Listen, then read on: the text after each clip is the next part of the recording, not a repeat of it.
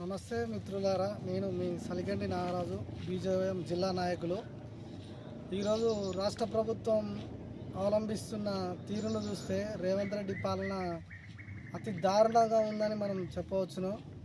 తెలంగాణలో లక్షలాది మంది విద్యార్థులు ఫీజు రియంబర్స్మెంట్ రాక ఉన్నత విద్యలో అభ్యసించడానికి, ఉన్నత కోర్సుల్లో చేరడానికి చాలా అవస్థలకు గురవుతున్నారు.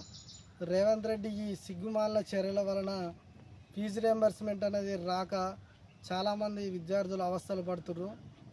కాబట్టి తక్షణమే రేవంత్ రెడ్డి మీ ప్రభుత్వాన్ని, మంత్రులు కానీ ఎమ్మెల్యేలు కానీ మీరు ఇప్పటికైనా బుద్ధి తెచ్చుకొని మీరు ఫీజు రియంబర్స్మెంట్ రిలీజ్ చేసి పేద విద్యార్థుల్ని కాపాడవలసిందిగా ఈ సందర్భంగా విజ్ఞప్తి చేస్తున్నా.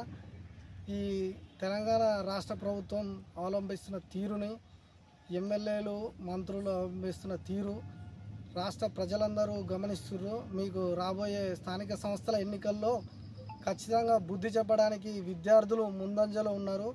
మీకు ఒక్క సీటు కింద రాకుండా మిమ్మల్ని ఓడదెంగడానికి రెడీగా ఉన్నారు ఈ స్థానిక సంస్థల ఎన్నికల్లో. కాబట్టి మీరు తక్షణమే ఫీజు రియంబర్స్మెంట్ రిలీజ్ చేయాలని కోరుతున్నాను.